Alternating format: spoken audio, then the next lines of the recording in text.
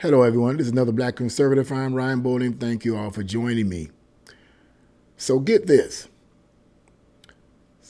I think 60,000 pounds of a highly explosive substance came up missing on a train in California. Really, that's all you really need to hear right there. And right off the back, you know something. You already probably are forming thoughts in your own mind. And I've already formed a theory of what I think possibly could happen. And I'm going to give you that theory when I finish this article. So let's get right into this. Wow. And so the article says 60,000 pounds of ammonium nitrate used as a fertilizer but also in explosives are missing from a rail shipment that was due to arrive in California from Wyoming. Bay Area public radio station KQED reported Tuesday a railroad loaded with 30 tons of the chemical left Wyoming on April 12th. The car was found to be empty after it arrived 2 weeks later at a rail stop in the Mojave Desert, according to a short incident report from the explosives firm that made the shipment. The company made the report May 10th to the Federal National Response Center, or NRC. The report also appeared last week in an NRC database of California incidents managed by the State Office of Emergency Services last Wednesday.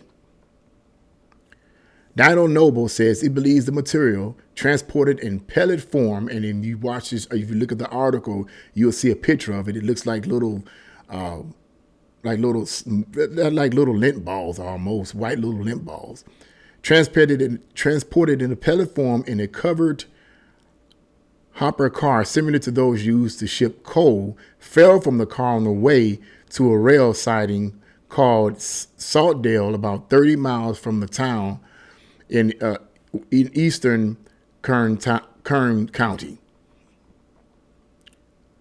The ammonium nitrate was, now here's the part that's going to catch your attention right here. This is the part actually caught my attention, but this is going to also catch your attention here. It says the ammonium nitrate was the explosive in the massive bomb used in the Oklahoma City terror attack of 1995. Remember that?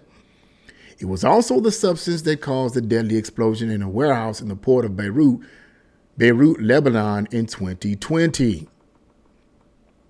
Foul play is not suspected yet, the article goes on to say, but the loss of a hazardous chemical is just the latest real problem in the past several months. Absolutely true. In February, a train carrying toxic chemicals derailed in East Palestine, Ohio, eventually leading to a massive explosion that spread potentially hazardous substances to the surrounding community. End of article. Gee, where do we even start with this? Could this just be a mistake? Yes, mistakes happen all the time. Could this possibly have fallen off of the, out of the train? Yeah. I mean, I'm pretty sure that stuff happens, happens. But I find it interesting that this is a very, very highly explosive material that supposedly got lost. Okay. And this highly explosive material was used in the bombing of the Oklahoma City situation in 1995. Now, after reading this, I pray and hope that if it did fall off the train and so forth, that they find this material, because this is very, very hazardous and very, very dangerous, needless to say. But I find this interesting because as I read this article, theories started forming in my mind. And I started thinking of things like, did someone purchase this from them? Did some terrorist, some homegrown terrorist group purchase this from them? Because the left is always screaming and hollering about domestic terrorism and is usually always pointing to conservatives. The problem with that picture, almighty leftist politicians and pundits, is that it's your groups that are always committing acts of terrorism. Yes, they do. They do it all the time. Black Lives Matter and Antifa are just two of them. Those are terrorist groups. That's what they are. Let's quit playing games. That's what they are. And throughout history, when I did my studies, I found out that there were radical leftist groups like, what was the name of that one particular leftist group from the 1960s? The Weather Underground, a radical communist group that bombed a police station, I believe, and bombed some other, I don't know if anybody got killed. And it was run by a man who now is a professor at Harvard. This man is a professor at Harvard. This man is a professor at Harvard. This man is a professor at Harvard. Now, had he been a conservative, he wouldn't have been a professor nowhere. He'd have been professing in jail, in prison, without the bail. But you got this man who clearly was the leader of the Weather Underground, bombing places, and yet you allow him to be a professor in a prestigious, highly accredited university? Are you kidding? But that's how the left does. They have no sense of morality. They have no sense of right or wrong. And you may be saying, what is this going to get into, Mr. Boland? I think you kind of get what I'm going.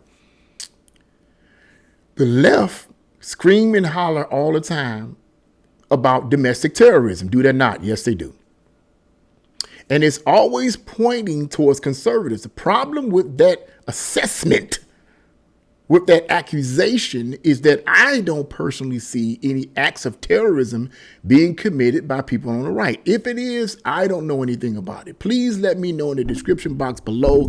Please do, because I don't know anything about it. I haven't seen anything. I haven't seen anything. It's always from the left. The left is always initiating violence against people. The left is always talking about making threats. People, whether they're celebrities or politicians, using funky little, tricky little words to make it sound like, no, we didn't really say that. You lying demon, you did say that. That's what you mean.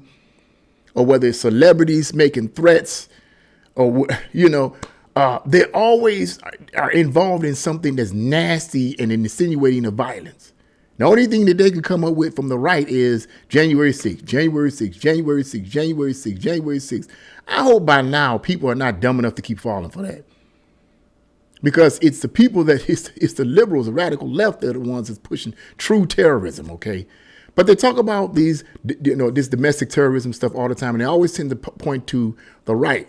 But what I'm forming in my head, I'm forming a theory in my head. So let me get to my theory. My theory is this, is that if in fact this highly explosive substance did not get lost and fell off the train and got lost, and that someone purchased this en route to its destination or whatever. Or if it did fall off the train and got lost, and some radical leftist group discovered this and found out about it and went searching for it and found it. My concern, just a theory, is that we are slowly getting to election time. If conservatives start making real inroads on undecided voters and even Democratic voters, and conservatives start winning them over, and we start drawing closer to the election, there's going to be some terrorist attacks, domestic terrorist attacks coming from the radical left, the radical left, the radical left. I got to emphasize that. If you're not radical, then you don't fit in that category. Okay. But it will come from the radical left, I believe. Okay. And they may use this substance if, in fact, they purchase this substance when it en route to its destination, or maybe purchased it before then. Who knows? Just a theory. Because I find it odd. I just find it odd that this substance fell from the train, but nothing else fell from the train. I'm pretty sure the train had other materials and substances, but this is the one. This highly explosive material fell from the train, and it was the same material that was used in the 1995 Oklahoma bombing. Just saying. And this is what I suspect, and hopefully my theory is wrong. But this is what I suspect may happen, is that the closer we get to the 2024 election, if conservatives start winning over people, The radical left is going to see this as a direct threat, and they're not going to use reason and logic, although they've never used reason and logic to bring people on their side anyway. They've always used coercion and lies and trickery and deception and even violence. This particular time is going to become terrorist by actual acts of terrorism, just like the Weather Underground in the 1960s. And you're going to see conservative politicians and conservative pundits. You're going to see them getting assaulted. You're going to see them getting shot at. You're going to see their homes being bombed with perhaps this material. I'm just saying, or some kind of highly explosive material. I'm just saying, I hope I'm wrong. It's just a theory, just a theory. But knowing the radical left, I know the radical left, they're willing to do whatever they need to do to push their communist agenda. And they will do just that by any means necessary. That phrase, any means necessary, did not come from Malcolm X. He quoted it, but it didn't come from him. It didn't originate from him. That's a communist saying, by any means necessary. Okay? You're willing to do whatever you need to do, including killing people and bombing their homes and assaulting them in order to reach your communist agenda. These people have no sense of right or wrong. And when you don't have a sense of right or wrong, then you're willing to do whatever you want to do and need to do by any means necessary. So that's just a theory I formed in my mind. I pray and hope that they find this material. I pray and hope that this doesn't end up being what I imagine it could be. And everything will be all right. But I just find it weird and odd and strange that this kind of material would fall off the train and supposedly get lost. But that's just my thoughts on it. What do you guys think? Leave your comments in the comment section below. Like, share, and subscribe to my channel. God bless you all, and see you again.